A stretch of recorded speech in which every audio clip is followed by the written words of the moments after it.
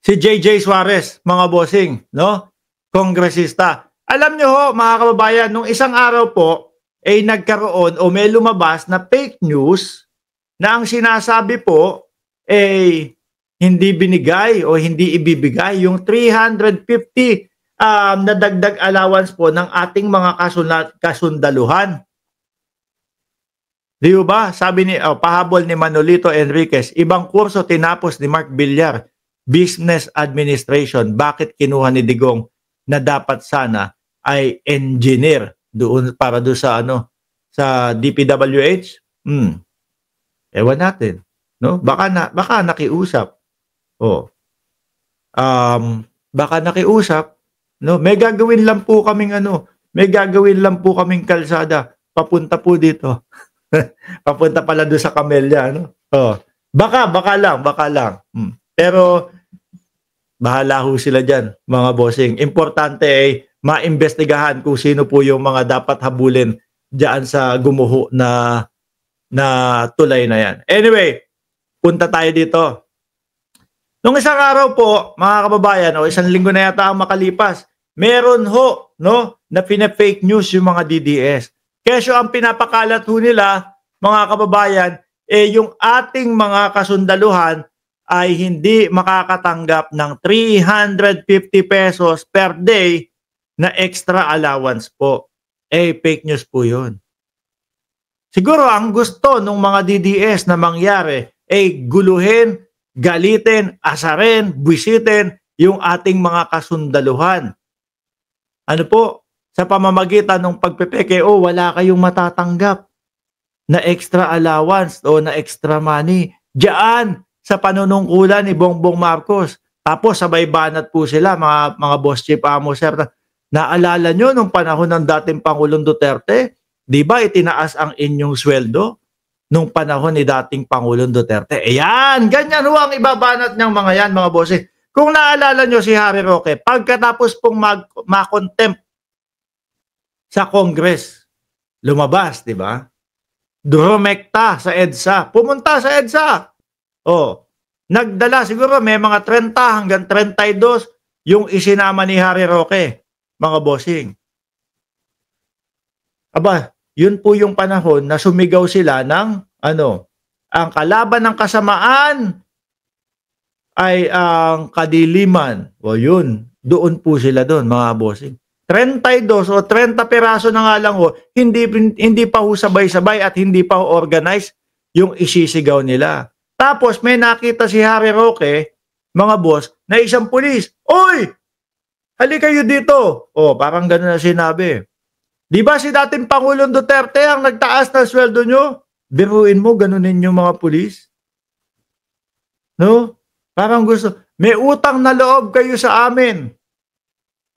Ganyan ho ang estilo, mga kababayan. Sirain ang Pangulong Bongbong Marcos sa pamamagitan po ng sabihin o ipakalat nila na hindi matutuloy yung 350 per day extra allowance ng ating mga kasundaluhan para magalit, mag-alsa, no, laban sa gobyerno, laban kay Pangulong Bongbong Marcos. Pero eto na nga po. Sabi po ng House Deputy Speaker na si Congressman David J.J. Suarez, no? We won't let lies undermine our soldier. The funding is secured. The commitment is strong and they will get what they deserve. So sa madaling salita ho, mga bossing, yung ipinapakalat ng mga DDS na hindi tuloy yung 350 pesos na dagdag allowance nila ay wala pong katotohanan. Tuloy na tuloy po, mga bossing. At kasama po yun, o isinama na doon sa GAA 2025, mga bossing.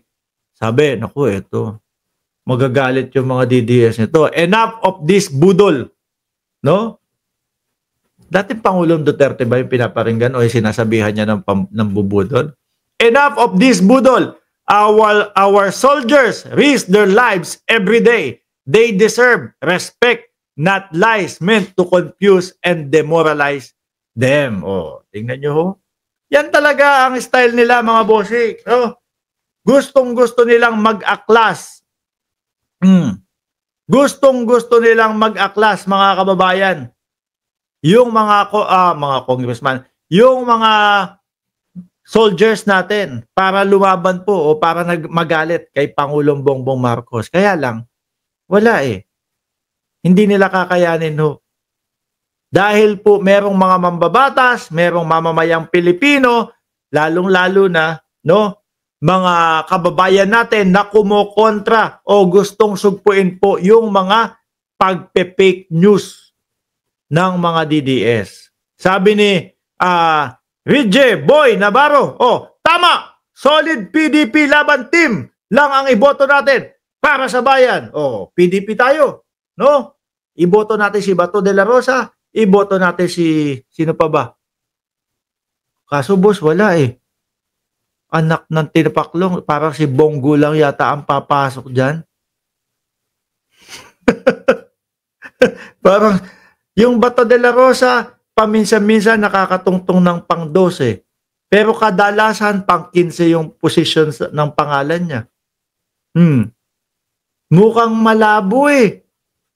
Sa siyam na kandidato nila, kung pati itong si Attorney Jimmy Bondoc hindi makapasok, isama mo na si Vic Rodriguez, mga nasa kulela to eh. Kasama ni Marcoleta, kasama ni Boloyski. At ang nag-iisa, yun lang po. Si Bungo. Si Bungo lang ang mukhang makakapasok, sir. Paano ba yun? No? Di ba laging ganun pag sinisilip ko, natatawa na lang ako. Sabi ni Ma'am Aichang. Tuloy natin. Enough of this budol. Our soldiers risk their lives every day. Pati ba naman yung mga soldiers dadalihin nyo ng fake news? No? Wala na po talagang pinipili itong mga DDS, mga kababayan. Basta focus sila o metapaoho sila, parang kabayo. Basta ang kailangan, ang gawin lang natin, mapabagsak ang gobyerno ni Marcos Jr. No? Kahit na maganda ang ginagawa niyan sa taong bayan, pababagsakin pa din natin yan. Ganun lang ho. Kailangan maibalik natin ang mga Duterte sa pwesto.